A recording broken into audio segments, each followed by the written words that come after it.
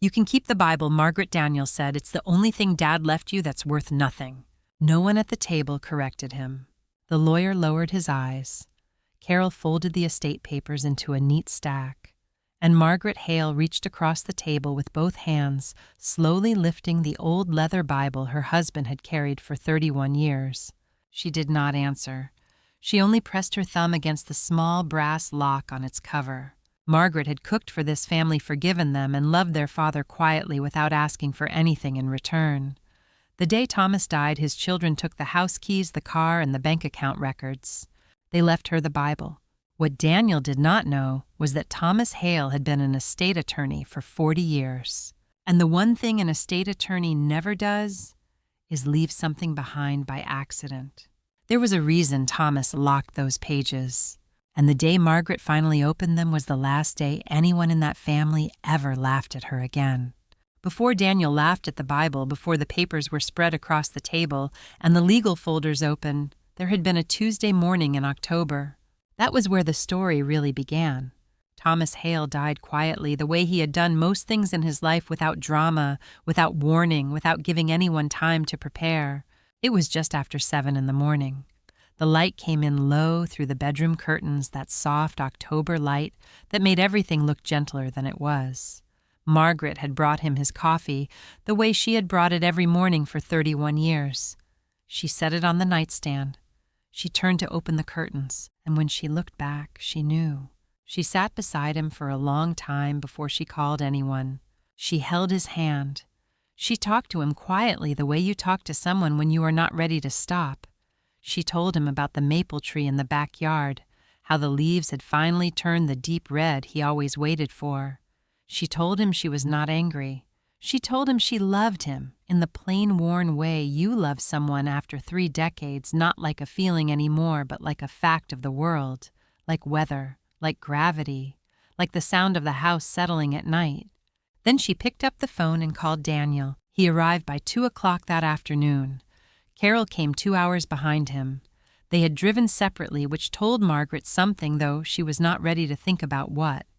They embraced her at the door briefly, correctly, and then they moved through the house the way people move when they have been waiting for permission to enter a room. Margaret went to the kitchen. She sat down at the table. She had sat at that table every morning for 31 years. She and Thomas had eaten breakfast there, eggs on Sundays, toast on weekdays, coffee, always the radio turned low. They had paid bills there, argued mildly, they read the paper side by side without needing to fill the silence. The table still had a scratch along one edge from the year they moved it to paint the walls. Thomas had scraped it against the doorframe and apologized about it for a week. Margaret had told him it gave the table character, and he had laughed in that quiet way he laughed when he knew she was being kind. She wrapped both hands around her coffee cup. It went cold. She did not drink it. Daniel came into the kitchen and sat across from her.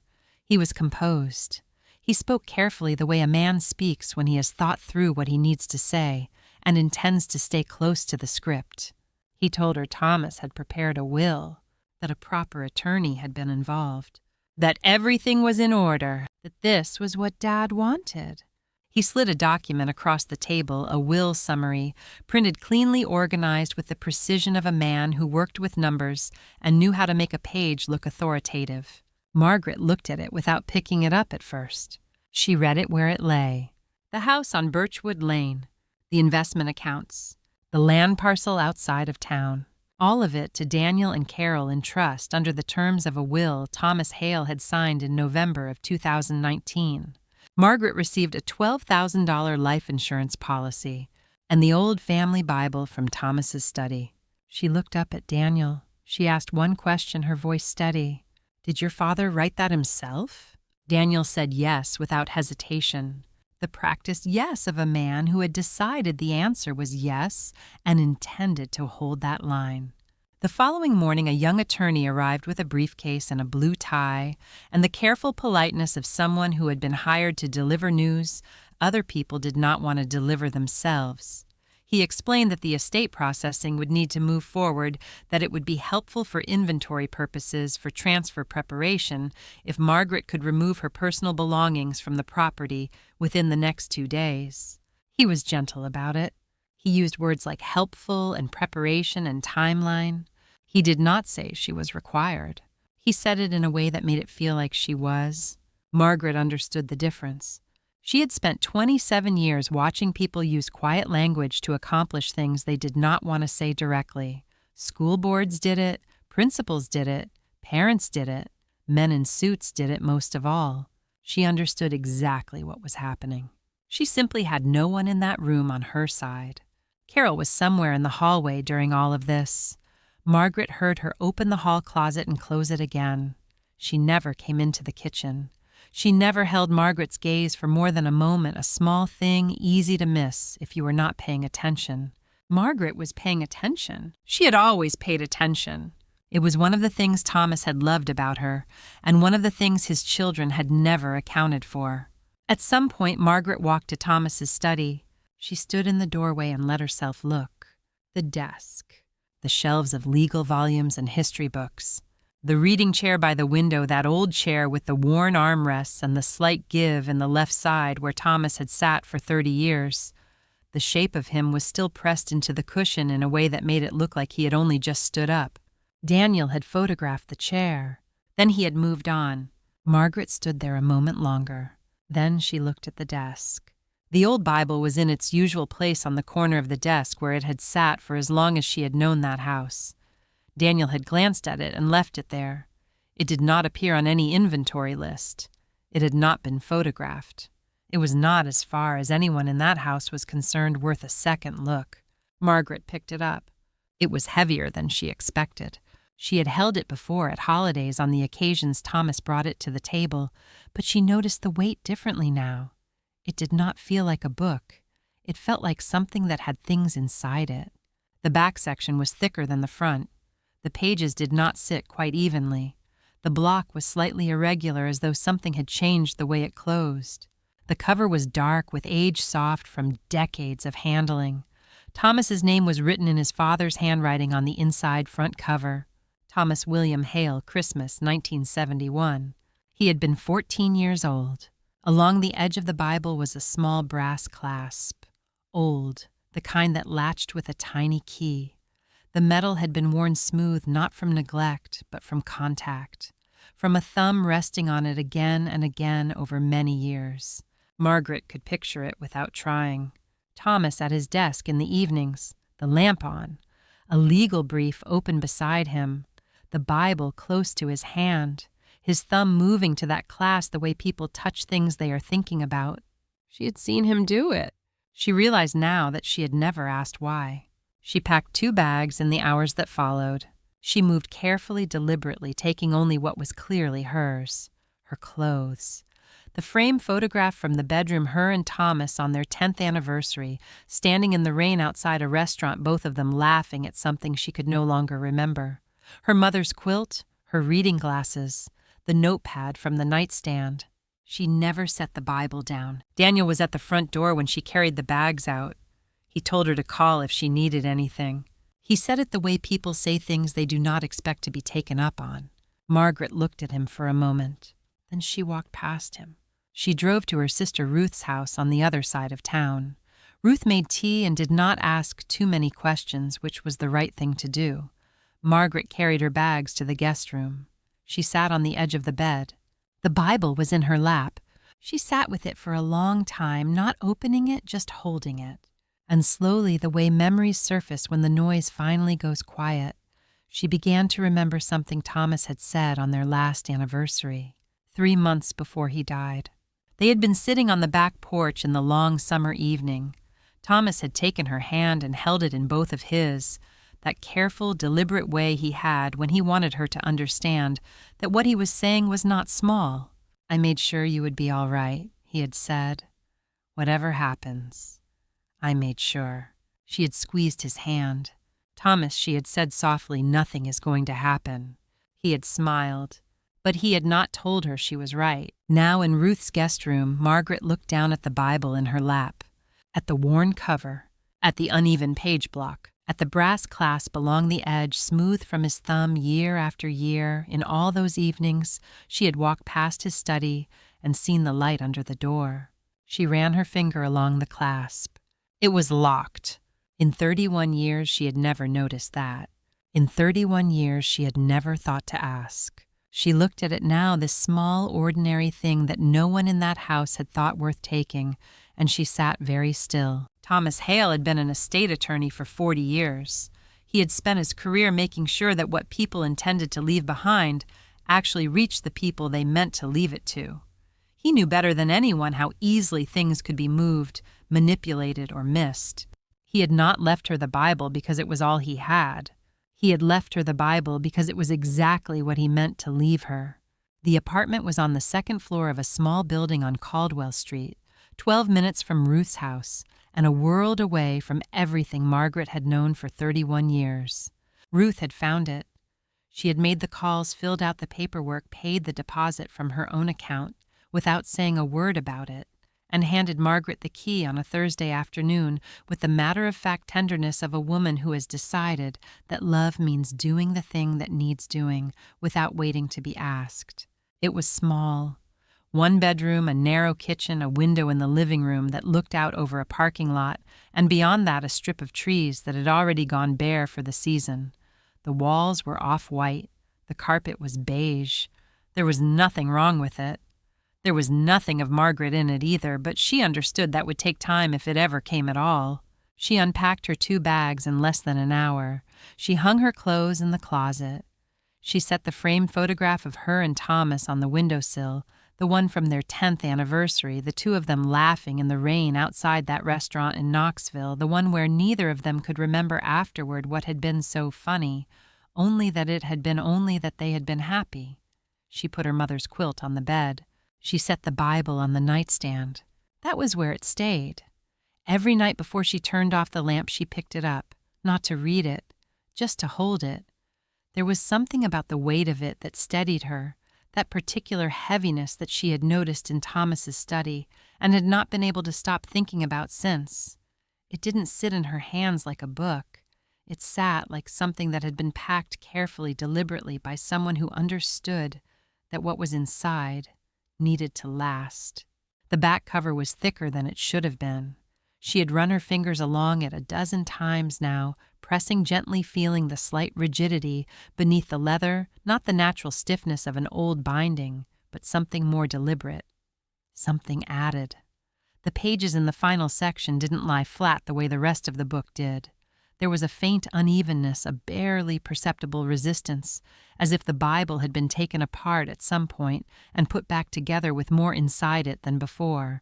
And along the right edge where the cover met the page block, there was the small brass latch she had first noticed in Thomas's study. She had assumed for years, on the rare occasions she had noticed it at all, that it was decorative, the kind of detail that old Bibles sometimes had ornamental hardware from another era. But it wasn't decorative. It was functional. There was a keyhole in it, small and precise, the kind she recognized from antique jewelry boxes, the kind that required a specific small key and nothing else. It was locked, and she did not have the key. Ruth came on Saturday morning with groceries and the particular energy of a woman who has been holding back what she wants to say for several days and has decided she has waited long enough. She put the groceries away while Margaret made coffee. They sat at the small kitchen table together, and for a few minutes it was almost easy, the ordinary rhythm of 2 sisters who had been doing this their whole lives, sitting in kitchens drinking coffee, talking around the thing they needed to talk about. Then Ruth set down her cup. "Margaret, you need to call an attorney." Margaret looked at her coffee. "I'm not sure that's where this is going." "You were his wife," Ruth said. "His wife, for 31 years. You kept that house. You were there every single day." And they walked in with a piece of paper and walked out with everything, the house, the savings, all of it, and you packed 2 bags and left without. "Margaret." Ruth stopped. Margaret's voice had been quiet. It was always quiet. But there was something in it that Ruth had learned over 60 years of being her sister to recognize. "I know what I was to him," Margaret said. "That's enough." Ruth looked at her for a long moment. The frustration in her face didn't disappear. It was still there, sitting just beneath the surface, the frustration of someone who loves a person and cannot protect them and cannot make them do the thing that seems so obvious from the outside. But she didn't push further. She picked up her coffee cup again and held it in both hands. The morning light came through the kitchen window and lay across the table between them. Margaret didn't say what she was thinking. She didn't say that she had spent 31 years watching Thomas work, watching him sit at that desk, reading documents, thinking through things that other people had missed, building the kind of careful architecture that held up long after everyone had stopped looking at it. She didn't say that she had never once in 40 years of marriage to an estate attorney seen him leave something important to chance. She said instead Thomas was an attorney for 40 years. If he wanted me to fight, he would have told me how. Ruth was quiet for a moment. Then she said softly, "Maybe he did." Margaret looked at her. Ruth nodded toward the Bible sitting on the nightstand visible through the bedroom doorway. Margaret didn't answer, but she thought about it for the rest of the day. That evening, after Ruth had gone home and the apartment had settled into its particular quiet, Margaret sat on the edge of the bed with the Bible in her lap and let herself remember.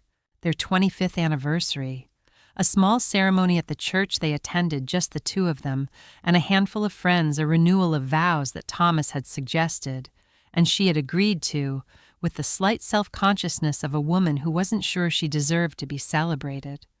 Afterward, at the dinner table at home, he had handed her a gift. The Bible, this Bible, wrapped in tissue paper heavier than she expected even then.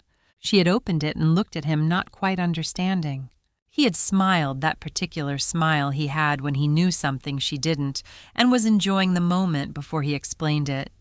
He said, "I had it made special. One day when I'm not here to speak for myself, this will." She had laughed. She had thought he was being sentimental the way people get sentimental at anniversaries, talking about the future in that vague, loving way that doesn't require specifics. She had kissed him and thanked him and set the Bible on the shelf, and they had not talked about it again.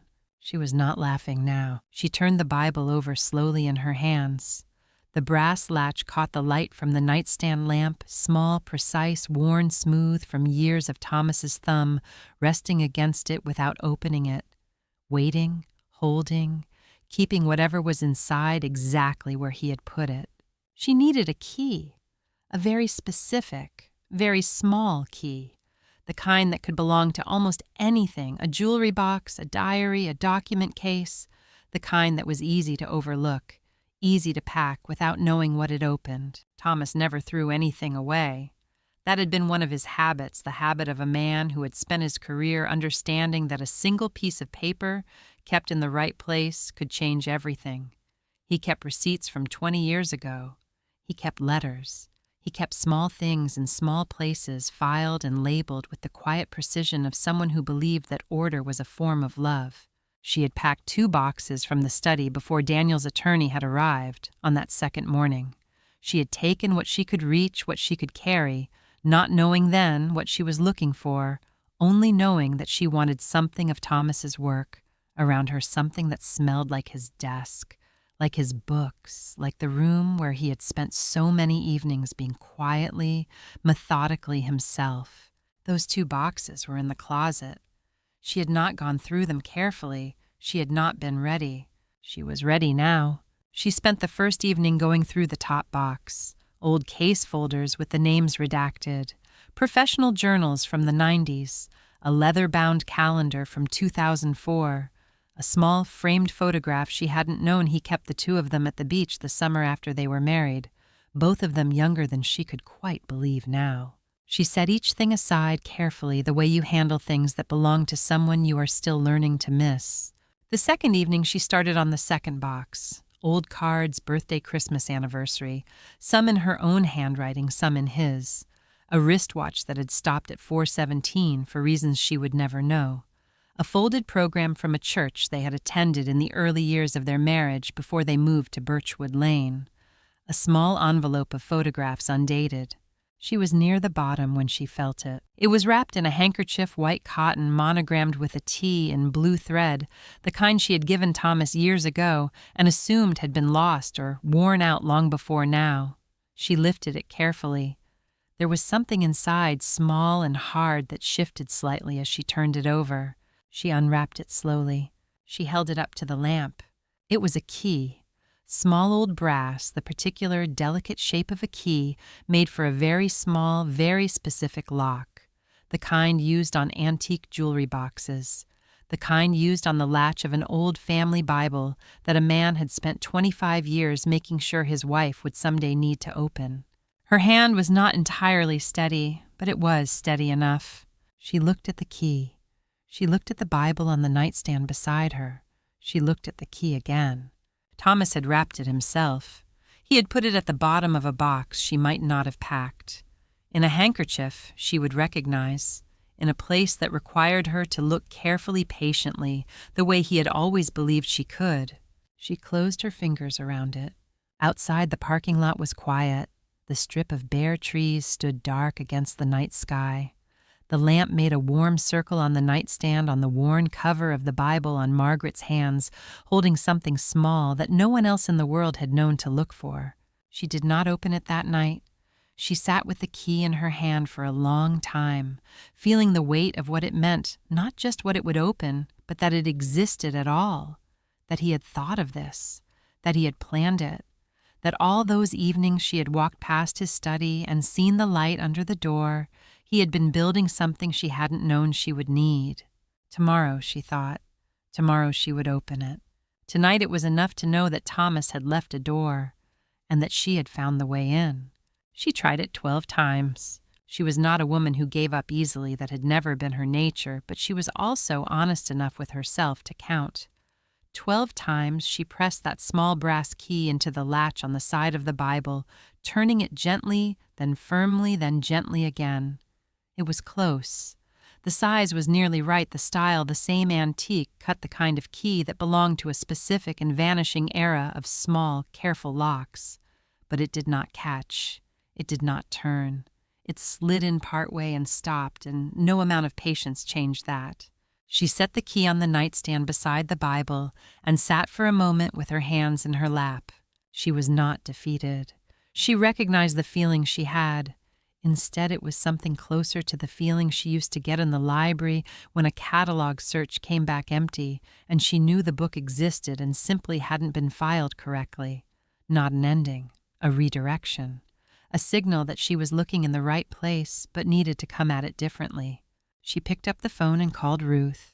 Ruth answered on the second ring, already in motion, from the sound of her voice, already ready to help in the way that Ruth had always been ready.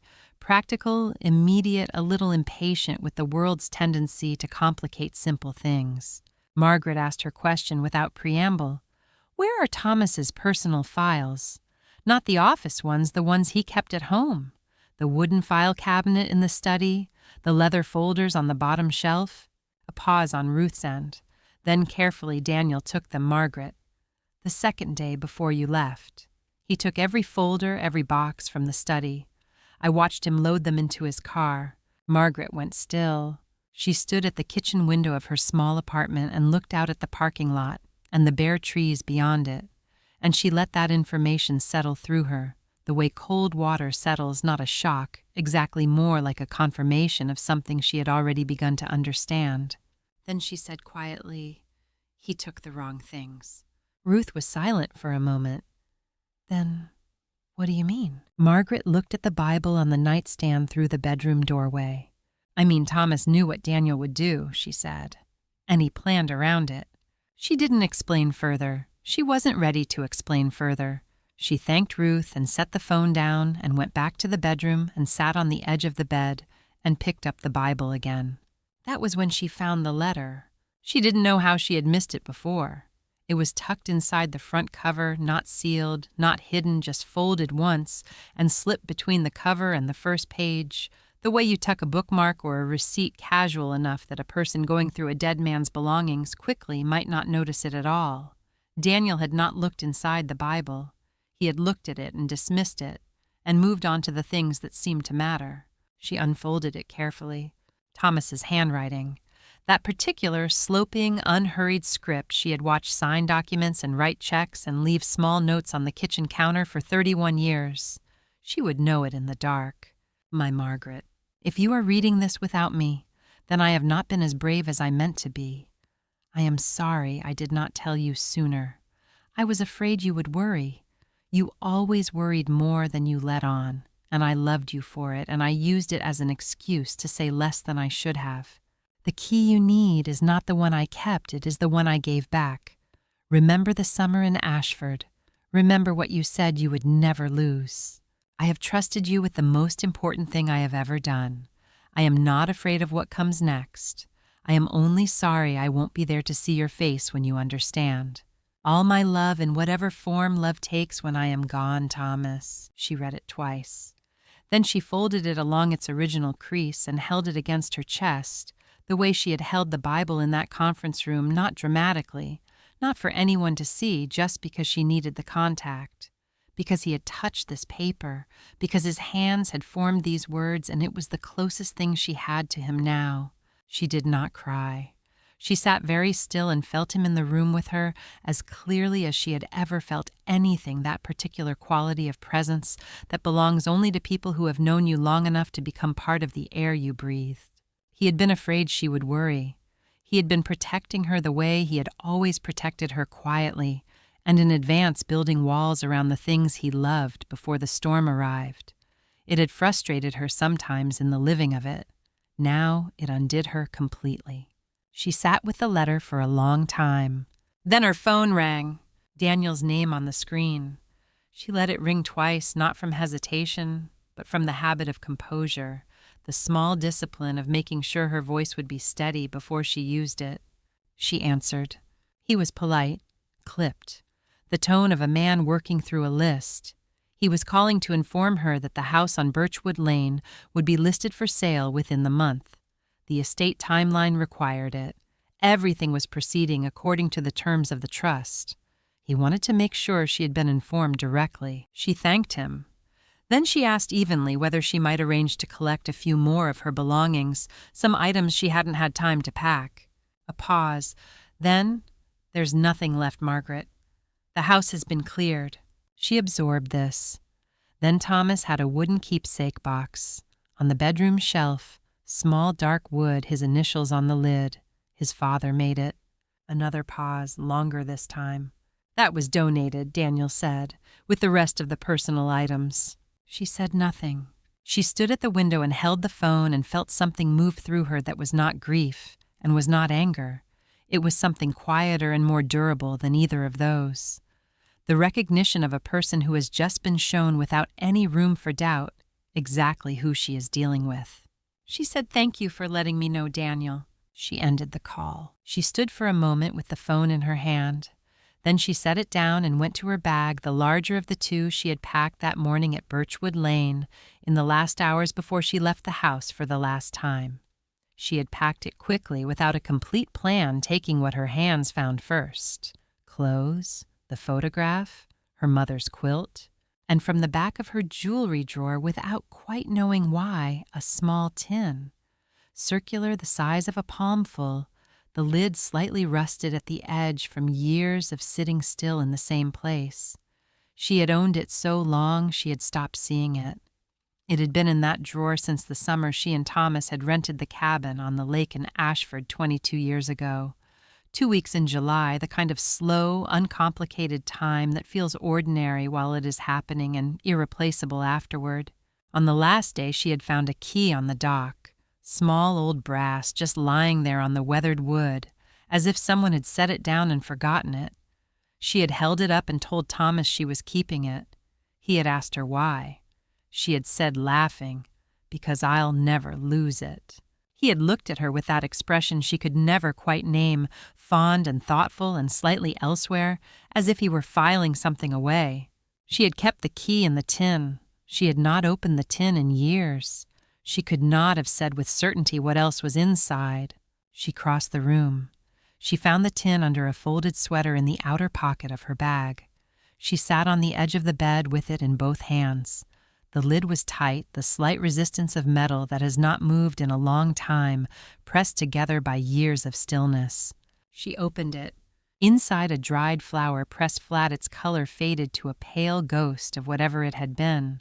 A folded note in her own handwriting. She recognized the paper, the particular blue pen she had used that whole trip, written to Thomas on that last morning at the lake, the kind of note you write when you are feeling full of something you don't have better words for. And beneath both of these, small and cool against her fingertip, a brass key, antique cut, delicate, the particular shape of a key made for a very small, very specific lock. Her hands were not entirely steady. They were steady enough. She reached for the Bible. She placed the key into the lock on the brass latch along the edge of the back cover, gently without forcing it the way Thomas had always told her the right key never needed force. It turned. The compartment was small, lined in faded burgundy velvet, the kind that had once been rich and had softened with age into something that felt almost tender. It had been built into the back cover of the Bible with the precision of a craftsman who understood that the thing being protected mattered not a rough hollow, not a hasty modification, but a carefully fitted cavity, the exact dimensions of what it was meant to hold. Margaret sat very still and looked at it for a long moment before she touched anything inside.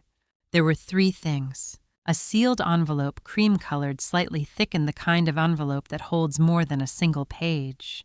Written on the front in Thomas's handwriting in the careful block letters he used when he wanted something to be absolutely legible, for Margaret only to be opened upon my death.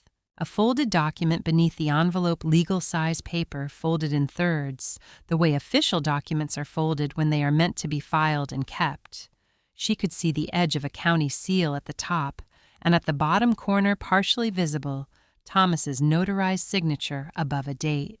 March 2018. She did not unfold it fully. Something told her to wait. And beneath both of these, in the very bottom of the velvet-lined compartment, a small index card. White, unlined. Thomas's handwriting, again smaller, this time precise, the handwriting of a man leaving a specific instruction to a specific person. Call Raymond Voss. Tell him the Bible is open. He will know what to do. She read the card twice. Then she set it carefully on the nightstand beside the lamp and sat with her hands folded in her lap and breathed. The sealed envelope was in her hands before she fully decided to pick it up. She turned it over.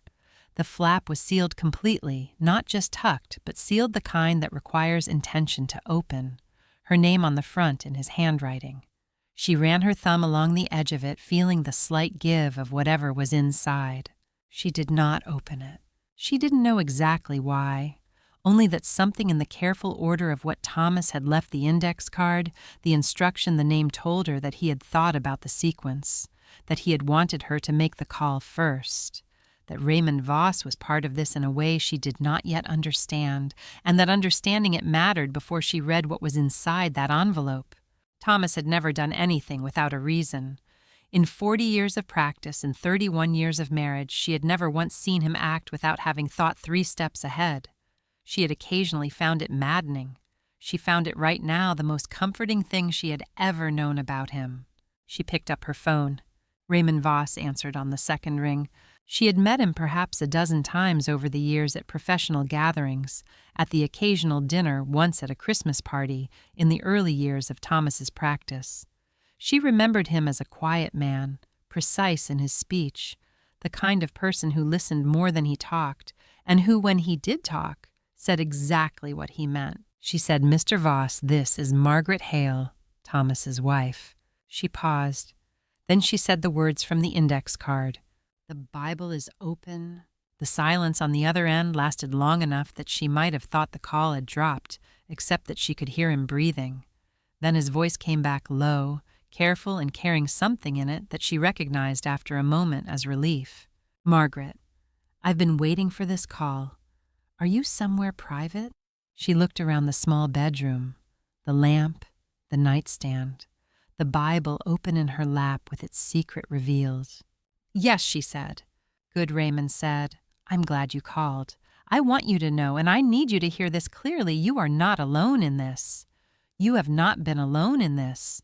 Thomas made sure of that a long time ago." She had not expected those words. She had expected information procedure, the careful language of a professional managing a difficult situation. She had not expected to feel in the space of a single sentence the ground shift beneath her. She understood then fully and completely that Thomas had told Raymond everything, that this phone call was not a surprise to Raymond Voss, that somewhere in the architecture of what Thomas had built, all those quiet evenings in the study, all those years of careful, methodical work, Raymond had been placed exactly where Thomas needed him to be. She thought about what that meant. She thought about how long Thomas had been planning this. She thought about all the evenings she had walked past his study and seen the light under the door. She started to cry, not from sadness, or not only from sadness, from something larger and harder to name, the overwhelming, disorienting weight of being loved with that much foresight, of being protected by someone who had looked at the future and done the work to keep her safe in it, and who had done it quietly without asking for credit, without telling her, because he had known she would worry, and he had wanted her to have the years between then and now without the weight of knowing. She cried the way you cry when grief and gratitude arrive at exactly the same moment, and there is no way to separate them. Raymond waited. He did not fill the silence with words. He simply waited the way a man waits who understands that some moments need to be completed before they can be moved through. After a while, she said, "I'm sorry." "Don't be," he said. "Take your time." She steadied herself. She wiped her face with the back of her hand. She looked at the sealed envelope still in her lap, at the index card on the nightstand, at the open Bible with its velvet-lined secret now given over to the world. She asked Raymond whether she should open the sealed envelope now. He said, "I'd like you to wait until we can meet in person. I want to be there when you read it. Can you come to my office?" She said, "Yes." "Good." He paused. "Margaret, I need to ask you something, and I need you to take it seriously. Have you told Daniel or Carol about the Bible, about the key, about this call?" "No," she said. "Keep it that way. For now, don't tell them anything. Not about the compartment, not about what you found, not about me." She heard him choosing his next words carefully. His tone was professional, but underneath the precision there was something else, something that sounded like urgency held under tight control. She asked why. "Because Raymond said the document in that compartment is why your husband didn't sleep well for the last 2 years of his life." She looked at the folded document still lying in the velvet-lined compartment, the county seal at the top, Thomas's notarized signature at the bottom, the date March 2018. 2 years before the will Daniel had presented. She had recognized the format. Barely 31 years of watching Thomas work had given her a peripheral literacy in these things, enough to understand the shape of a document without being able to read its full meaning. She knew what a deed looked like. She had seen enough of them passing across Thomas's desk to recognize the structure, the formatting, the weight a single page of that kind carried. But Raymond had told her to wait, and Thomas had told her to call Raymond first. She reached out and gently, carefully closed the Bible over everything inside it, the sealed envelope, the index card, the folded document with its county seal and its March 2018 date. She held the Bible closed with both hands.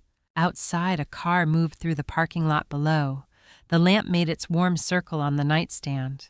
The apartment was very quiet. She thought about the date on that document, March 2018. She thought about the will Daniel had presented November 2019, 18 months between them. She thought about Thomas not sleeping.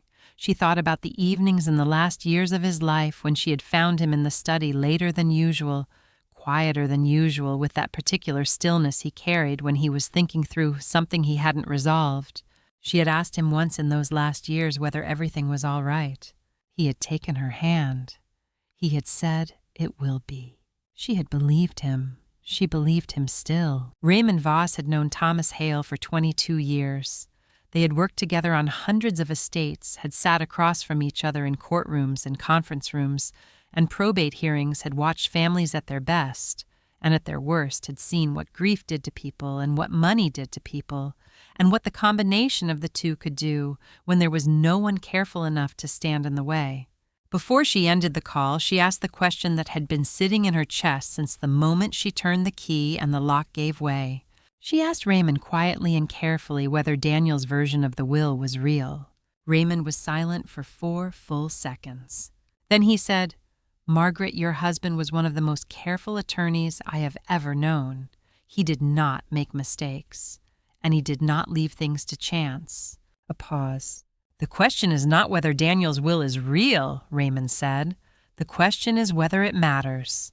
She sat with those words in the quiet apartment for a long time after she set the phone down, the Bible in her lap, the lamp burning low, Thomas's voice in her memory, that particular careful way he had of saying the most important things as if they were simple. "It will be all right." She was beginning at last to believe him. The drive to Raymond's office took 40 minutes through the kind of landscape that doesn't ask anything of you. Bare fields, small towns, the occasional farmhouse set back from the road with smoke rising from the chimney. Margaret drove carefully the way she had driven since Thomas died, with both hands on the wheel and her attention fully on the road, as if precision in small things was the only way she knew right now to hold herself together. The Bible was on the passenger seat beside her, the sealed envelope inside it still sealed, the folded document still unread. She had not told Ruth where she was going. She had said only that she had an appointment, and Ruth, who had learned over 60 years when to push and when to wait, had said all right and handed her a travel mug of coffee and watched her go. Raymond's office was in a low brick building on a quiet street in a town called Mercer, the kind of building that had been there long enough to feel permanent dark wood, trim frosted glass on the front door, a brass nameplate that had been polished so many times it had gone slightly soft at the edges. Inside it smelled like paper and old wood and the particular stillness of a place where serious things happened without drama. Raymond met her in the lobby himself. He was taller than she remembered, or perhaps grief had made her feel smaller. He shook her hand with both of his, a gesture so much like something Thomas would have done that she had to look away for a moment. He led her to his office. He closed the door. The room was organized the way Thomas's study had been organized, everything in its place, nothing decorative that wasn't also functional, the desk clear except for what was needed. He gestured to the chair across from him and sat down only after she did. She placed the Bible on the desk between them. It seemed right to put it there at the center where they could both see it, where Thomas, in whatever way a man persists after he is gone, could be present in the room. Raymond looked at it for a moment. Then he looked at her. "Shall we?" he said. She opened the Bible. She removed the sealed envelope and the folded document and set them on the desk. Raymond took the folded document, first opened it with the careful efficiency of a man who has handled thousands of legal pages and read it in silence. His face did not change while he read. She had learned from 31 years with Thomas that the stillness of an attorney's face while reading a document is not indifference. It is concentration, and it means the document matters. He set it to one side. Then he looked at the sealed envelope. "For Margaret only to be opened upon my death." He looked at her. "Do you want me to open it, or would you prefer to do it yourself?" She thought about it for only a moment. She said, "You open it. I want to watch." He opened it with a letter opener precisely along the top edge. He removed the contents and separated them carefully on the desk, a sheaf of papers, handwritten 4 pages, and beneath them a second legal document with a different county seal from the first.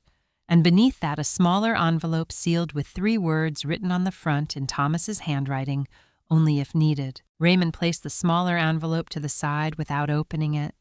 He took the second legal document and read it with the same focused stillness he had given the first.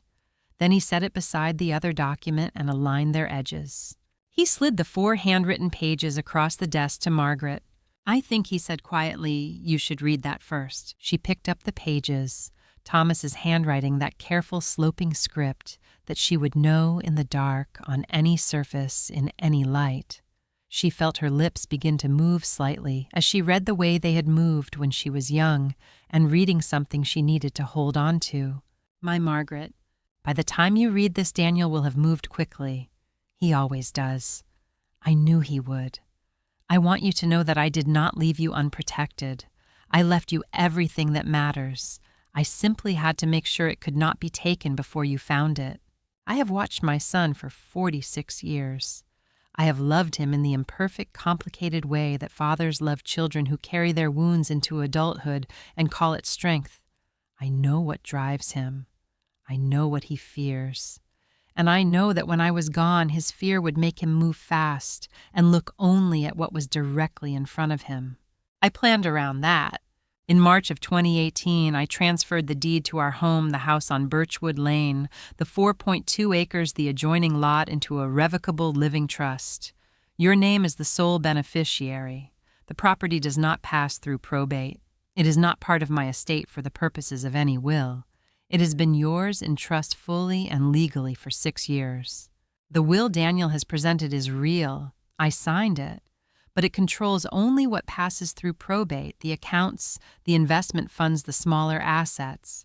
The house, the land, the property, where we built our life together, those were never probate assets.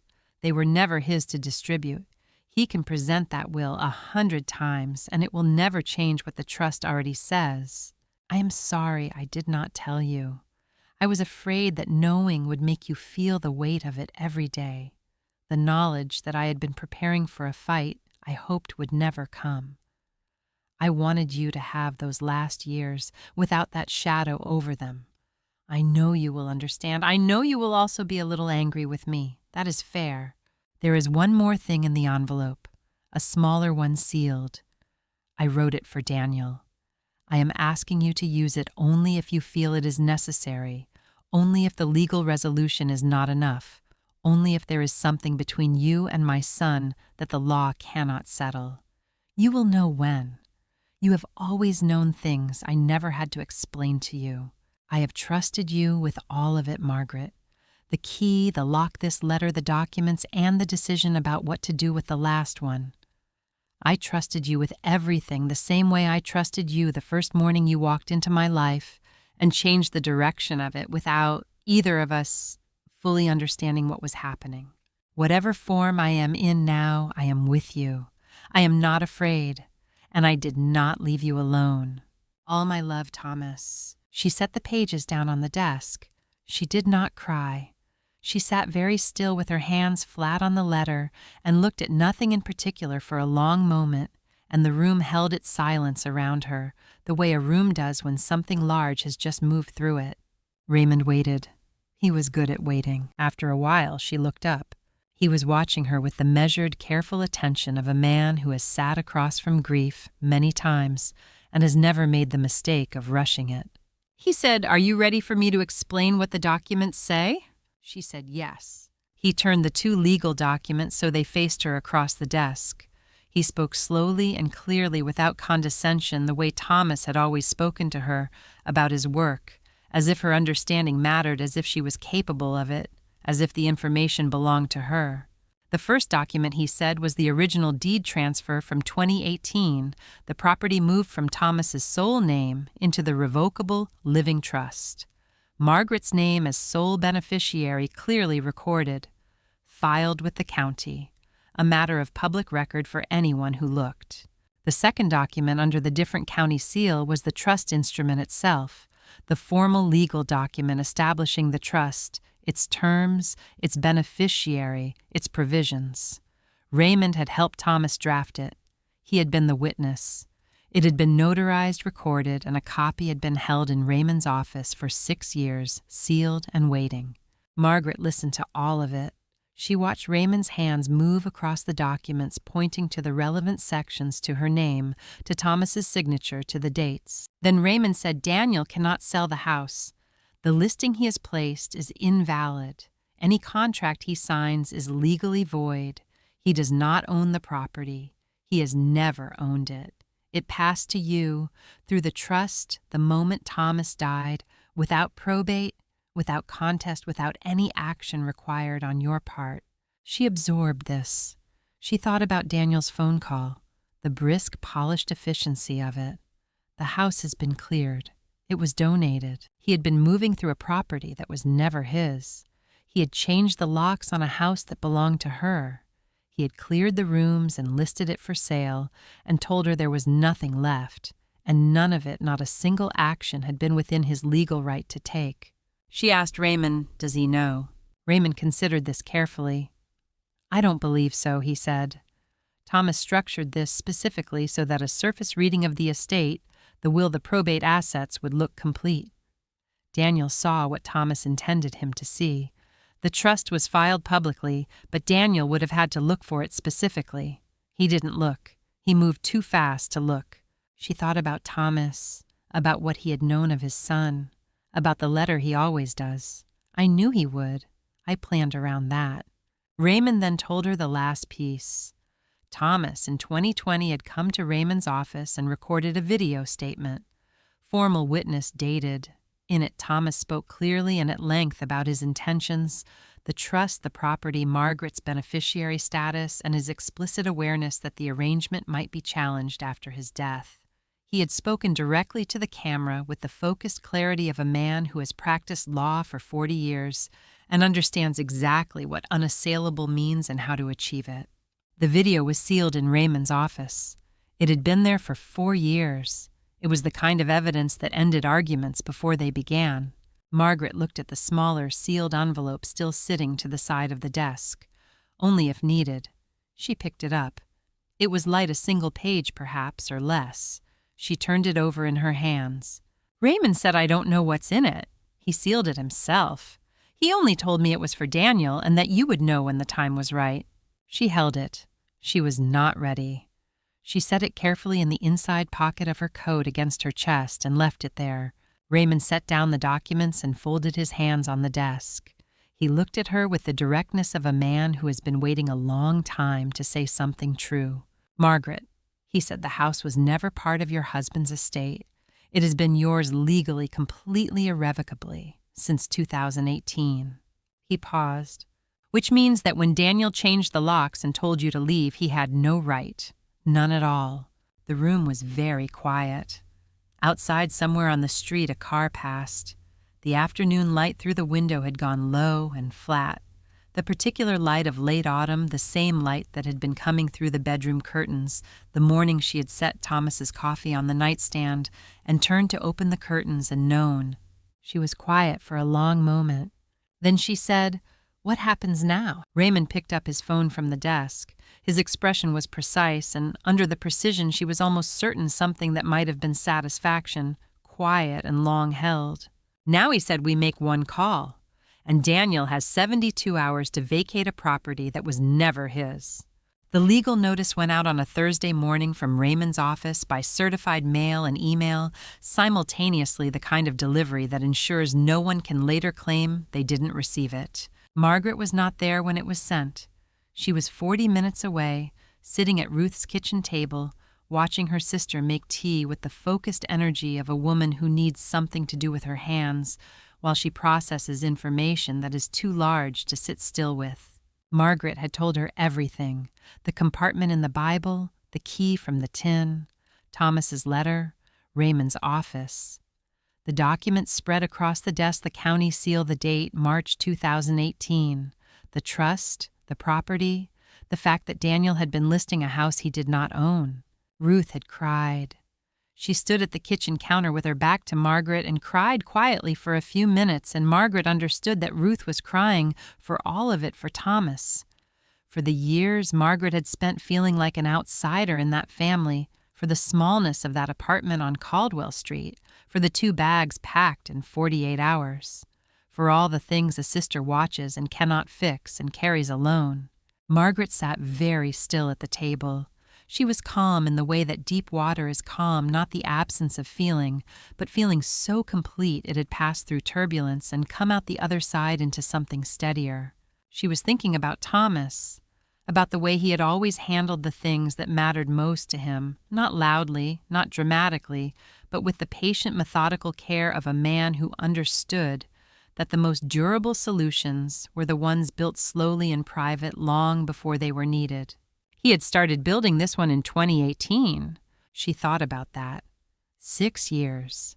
6 years of carrying it without telling her, of sitting in the study in the evenings with the light on under the door, of sleeping less in those last years, of saying, "It will be all right," in a way that she now understood had not been reassurance but information. Ruth set the tea on the table and sat down across from her and looked at her for a long moment.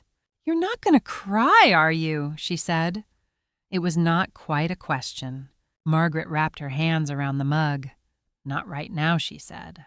Ruth shook her head slowly, the way she had been shaking her head at Margaret for 60 years. Then she reached across the table and covered Margaret's hands with her own and held them there, and neither of them said anything for a while. Daniel received the notice on a Wednesday morning. The certified mail arrived at his office in Nashville at 9:47 a.m. His assistant signed for it. He read it at his desk with the door closed. Raymond had written it with the precision of a man who had spent 22 years watching Thomas Hale work and had absorbed through proximity and respect something of Thomas's particular talent for leaving no room for misinterpretation. The notice named the trust, cited its recording date and instrument number, identified Margaret as sole beneficiary of the property at 4114 Birchwood Lane, and stated clearly that Daniel's listing of the property constituted an unauthorized attempt to sell an asset he did not own and had never owned. It included a cease and desist on any further sale activity and a formal demand to vacate within 72 hours. A copy had gone simultaneously to the real estate brokerage. The brokerage pulled the listing by noon. Margaret did not see this happen. Ruth showed her the property website that afternoon. The listing was gone, replaced with a notice of pending legal review. A small thing on a screen. An enormous thing, in fact. The house on Birchwood Lane was no longer for sale because it had never been Daniel's to sell. Daniel's call to his own attorney went badly in the quiet way that calls go badly when the news is not what you needed it to be. His attorney, a probate specialist in Nashville, a man who had handled contentious estate cases for 20 years and knew what he was looking at, went very quiet when the trust documents came through on his screen. That particular silence of a professional who has just understood something that changes everything and is taking a moment before he has to say it aloud. He called Daniel back in the early afternoon. "The trust is bulletproof," he said. Thomas Hale wrote it himself, and he recorded a competency statement. There is no viable challenge. Daniel did not respond immediately. His attorney waited. This was not what Daniel had expected. He had moved quickly. He always moved quickly, and quick movement had always served him. He had seen the will, had seen the assets listed, had seen the straightforward transfer of probate property, and understood it as complete. He had not looked further, because he had not believed there was further to look. He had not known his father the way he thought he had known his father. For the first time in 6 weeks, the certainty in Daniel's chest, that solid, load-bearing certainty that he had built his entire approach on, developed a fracture. Small, but there. Carol called that evening, not through attorneys, not through Daniel. Her name appeared on Margaret's phone screen at 7:14 p.m., and Margaret looked at it for a moment before she answered. Carol's voice was different, smaller. The careful composure she had worn through the estate meetings and the inventory and the quiet cruelties, it was not there. What was there instead was something younger, something that reminded Margaret unexpectedly of the Carol she had first met years ago before the bitterness had calcified into habit. She asked, did Dad really do this? Did he really plan all of this? Margaret said, yes. Carol was silent. In the silence, Margaret could hear her breathing slightly unsteady. Then Carol said he never told us he was unhappy with us. Margaret sat for a moment with the weight of that sentence. With the 30 years inside it, the distance, the cold, the passive cruelties, all of it proceeding from the assumption that Thomas had chosen Margaret over his children, had been diminished by the choice, had loved them less. She said quietly, he wasn't unhappy with you, Carol. He was protecting me. There's a difference. The silence that followed was complete. Margaret did not say it with anger. She did not say it with satisfaction. She said it the way you say something that is simply true and has always been true and does not need decoration. Carol said nothing for a long time. Then very quietly, I know. They did not speak much after that. The call ended gently without resolution, the way conversations end when something has been understood that cannot be immediately acted on. Margaret set her phone down and sat for a moment in the quiet of the small apartment. She thought about Carol, about what it meant to spend 30 years nursing a wound that had been based on a misreading, about how much of what people call cruelty is really grief that found the wrong direction to travel. She did not forgive everything in that moment, but she felt something loosen very slightly, like a knot that has been worked at for a long time, finally giving a fraction of an inch. Raymond called her that night at 9. His voice was measured, but she had learned enough of his particular calibrations to hear the tightness underneath. He told her that Daniel's attorney, despite the competency statement and the airtight trust documentation, was signaling a possible challenge. Not because it had merit, Raymond was clear about that, but as a delaying tactic. A nuisance challenge, the kind filed not to win, but to slow things down, to create cost and complication, to make the other side tired enough to negotiate. Margaret listened to all of it without interrupting. When Raymond finished, she was quiet for a moment. Then she said, "I think it's time for the other envelope." Raymond paused. "Are you sure?" She looked at the small sealed envelope on the nightstand beside the lamp. Thomas's handwriting on the front. Only if needed. She had carried it for 3 weeks. She had taken it out and looked at it several times, turning it over in her hands in the lamplight, feeling the slight weight of the single page inside, setting it back down, because the moment had not yet been right. She said, "He said I would know when?" "I know." Raymond said, "All right, read it tonight. Call me in the morning." She set the phone down. She sat on the edge of the bed with the envelope in her hands for a long moment. The apartment was quiet. Outside, the parking lot was empty, the strip of bare trees dark against the sky. She had carried it for 3 weeks without opening it. Thomas had written her name on the front in the same careful handwriting she had loved for 31 years. She opened it. Inside was a single handwritten page addressed to Daniel. She read it once slowly, all the way through. Then she sat back. She held the page in her lap and looked at nothing for a long moment. Whatever Thomas had written, it was not angry. It was not a legal argument. It was not a threat or an ultimatum or a catalog of grievances. It was something far harder to argue with than any of those things. It was the truth. The plain, patient, carefully chosen truth written by a man who had loved his son imperfectly and known it and had chosen as his last act toward him not punishment but honesty. She folded it carefully along its original crease. She set it on the nightstand beside the lamp. Tomorrow, she thought. Tomorrow she would tell Raymond she was ready. Tonight she sat with the quiet understanding that Thomas had known his son well enough to know what would reach him and had trusted her well enough to know she would choose the right moment to try. The letter was delivered on a Friday morning. Raymond had handled it with the same care he brought to everything included as a formal attachment in legal correspondence to Daniel's attorney, sealed separately within the packet, marked with Daniel's name in Thomas's handwriting. His attorney had called Daniel when it arrived and told him there was a personal document included separate from the legal materials and that he might want to read it privately. Daniel had taken the envelope and walked out to his car. He sat in the parking lot outside his attorney's office in Nashville with the envelope in his hands for a long moment before he opened it. It was a gray morning, the kind that doesn't commit to anything, not quite raining, not quite clear, the light flat and diffuse. He had not slept well. He had not slept well since his attorney had called him with the 4 words that had changed the shape of everything: "There is no viable challenge." He opened the envelope. He unfolded the single page. Thomas's handwriting, his father's handwriting, that careful, sloping script that Daniel had seen on birthday cards and report card notes and legal briefs left on the kitchen table during the years before everything changed. He had not seen it in a long time. It was smaller than he remembered, or perhaps more deliberate, the handwriting of a man who had been choosing every word. The narrator reads the letter quietly, as if hearing it from a great distance, the way a voice carries across water. "Danielle, I have written this letter 3 times. Each time I stopped because I told myself I would say it in person instead. I did not. That was a failure of courage on my part, and I am sorry for it.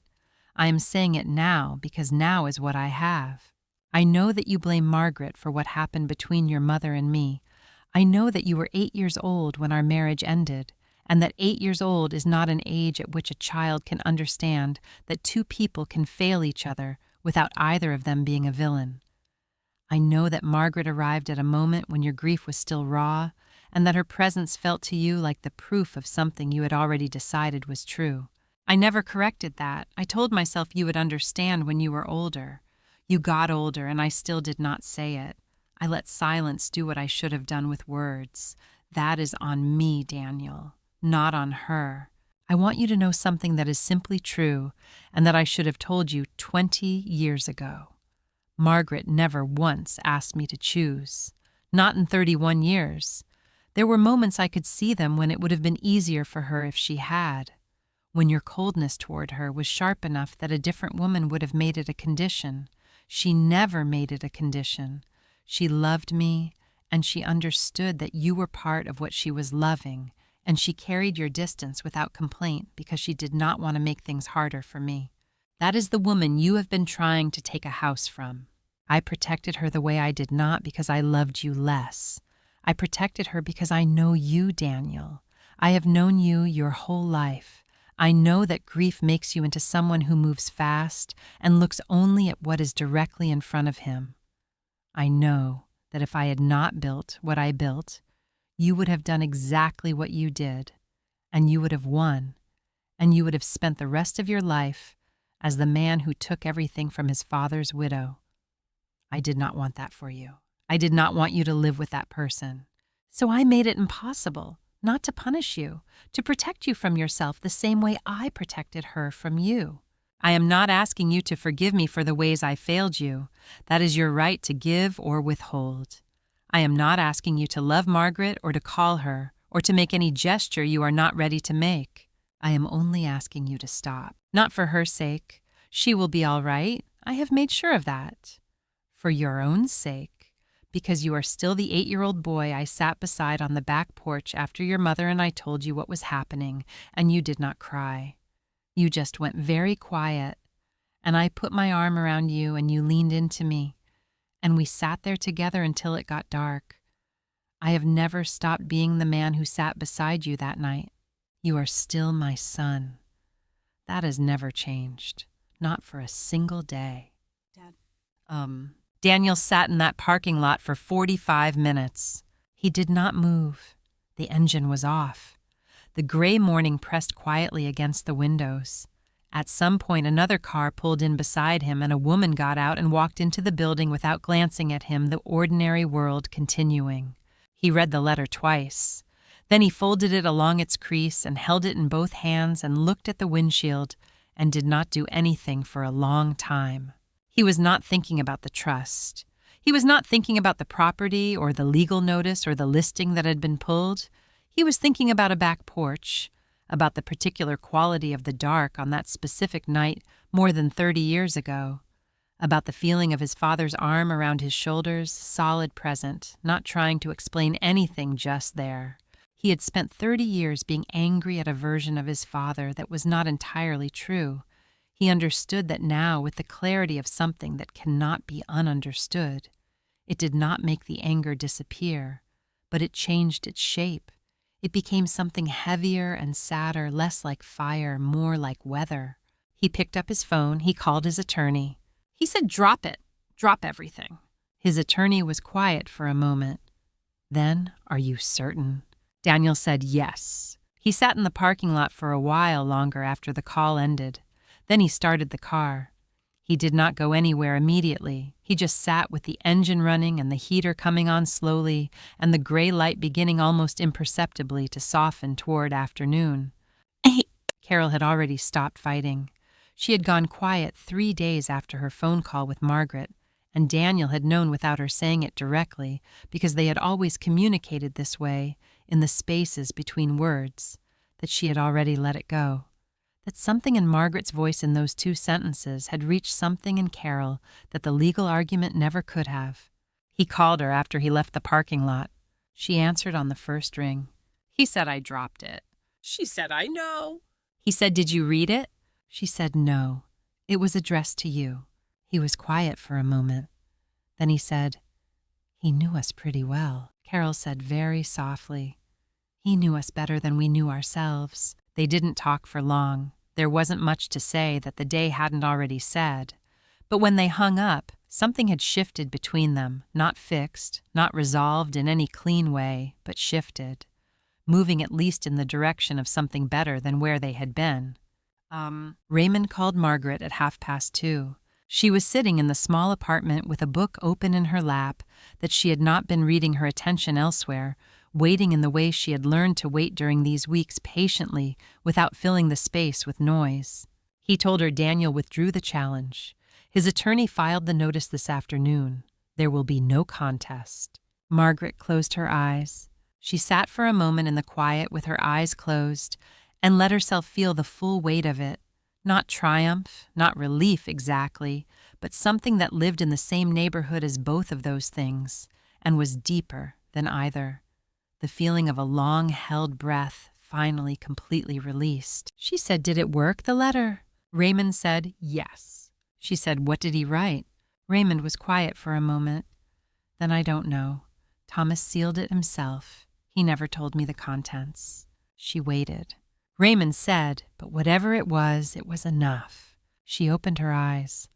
The afternoon light was coming through the window of the small apartment, low and pale, the same kind of light that had come through the bedroom curtains on the morning she had brought Thomas his coffee and turned and known. It seemed right somehow that the light should be the same, that the thing which had begun in that particular quality of October morning should find its resolution in the same light, quieter now, a few weeks further into the season. Raymond filed the final papers that afternoon. The trust was formally acknowledged by the county. The property at 4114 Birchwood Lane was confirmed in Margaret's name unconditionally, permanently, irrevocably. The house on Birchwood Lane was hers. It had been hers for 6 years. Now the world simply knew it too. Daniel did not call her. Carol did 3 days later. She called on a Sunday evening, and Margaret was in the kitchen at Ruth's house, and she stepped outside to the back porch to answer it into the cold, clear air, the last of the autumn light going gold at the edges of the tree line. Carol's voice was quiet. She said only 4 words. "I'm sorry, Mrs. Hale." Margaret stood on the porch in the cold and looked at the light in the trees and thought about 31 years of Sunday evenings of Thomas's hand in hers on back porches, very much like this one of the long, patient work of a life, built carefully and honestly and without resentment. She said, "I know, sweetheart, I know." And then she went home. She went home on a Tuesday morning in November, the same day of the week Thomas had died. She had not planned it that way. It was simply when Raymond had arranged the locksmith, when the paperwork had cleared, when the house was ready to receive her. But she noticed it as she drove, and she thought that Thomas would have noticed it too, and might have found it fitting in the quiet, undemonstrative way. He found things fitting a small nod from the calendar, nothing more. The morning was cold and clear, the sky that particular pale blue that comes after the last of the autumn color has gone, and the world has settled into the honest gray and brown of November. The trees along Birchwood Lane were bare. The yard was exactly as she remembered it, except for the absence of the small things that accumulate around a life being lived, no car in the driveway, no rake leaning against the porch rail, no evidence of the ordinary daily motion that makes a house feel inhabited rather than simply standing. She parked in the driveway and sat for a moment with the engine off. She had 2 bags in the back seat.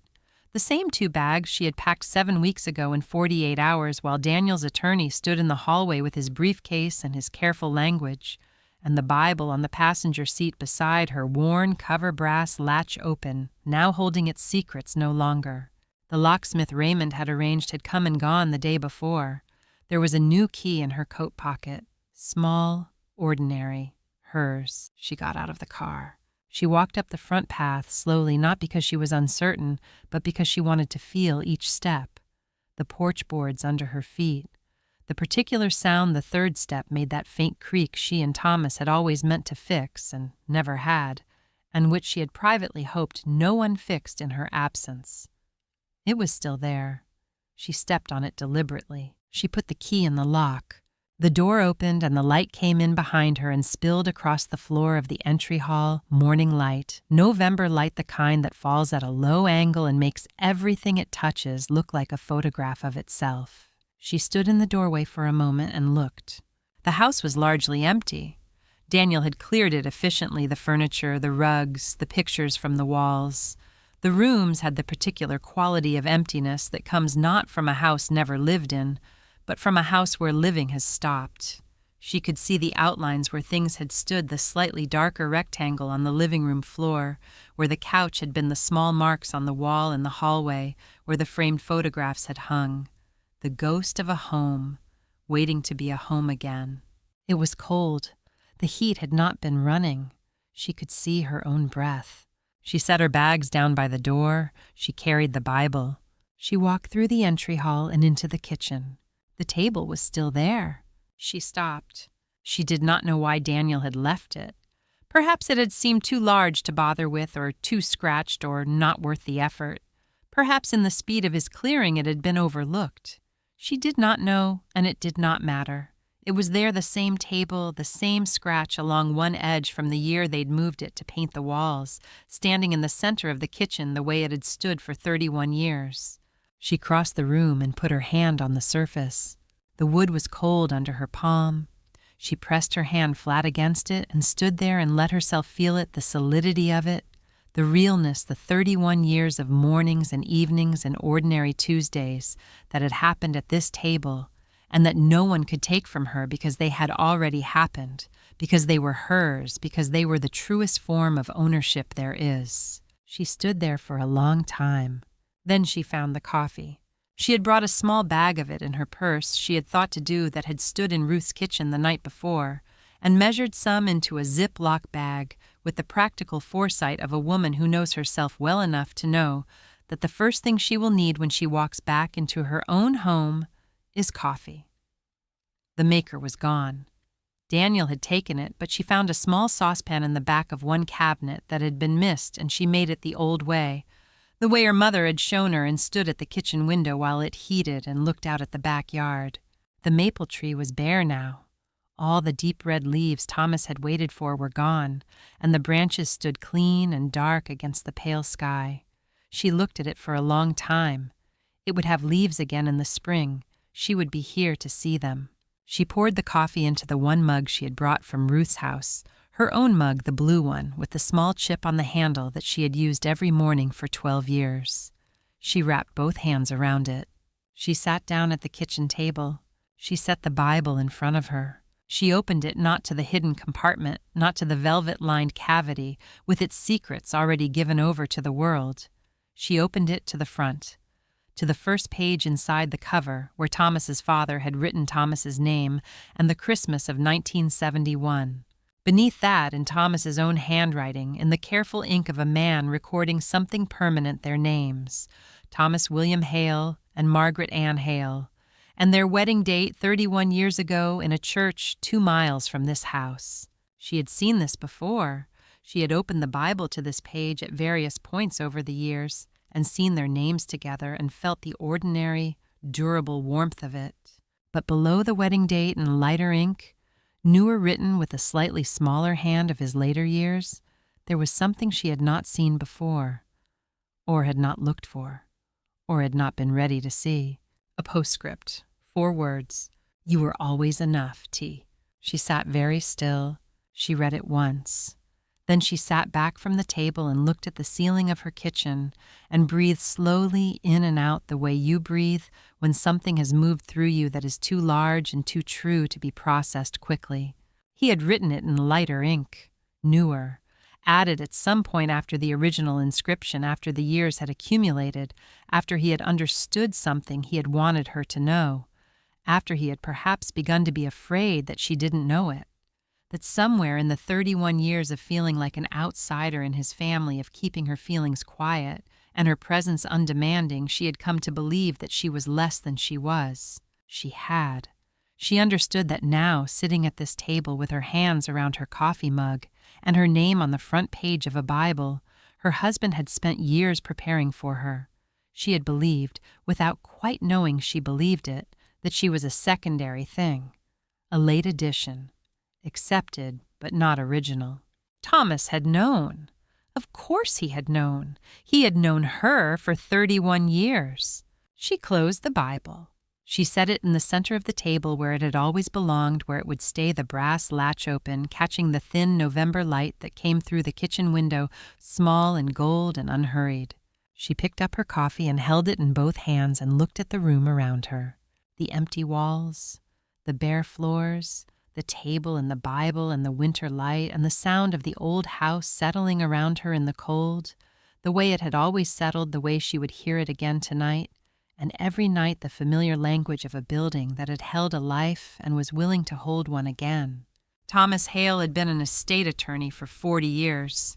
He had spent his career watching families at the moments when they were least like themselves, when grief and money combined into something that made ordinary people do things they would be ashamed of later.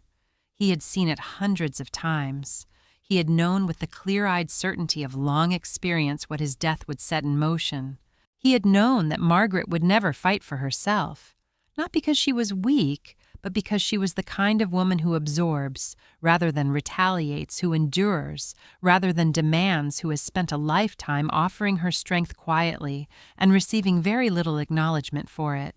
He had known that grief would make his son into someone faster and colder than he wanted to be. He had known that the law is only as strong as the people who prepare it in advance, and that preparation is an act of love. So he had built the fight for her.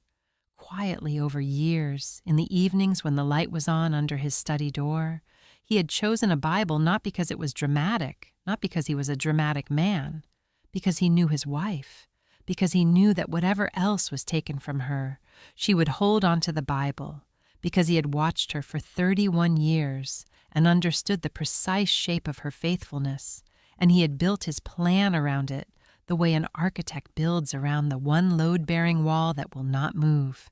She had held on to it. She had found the key in the tin she had kept for 22 years. She had turned the lock.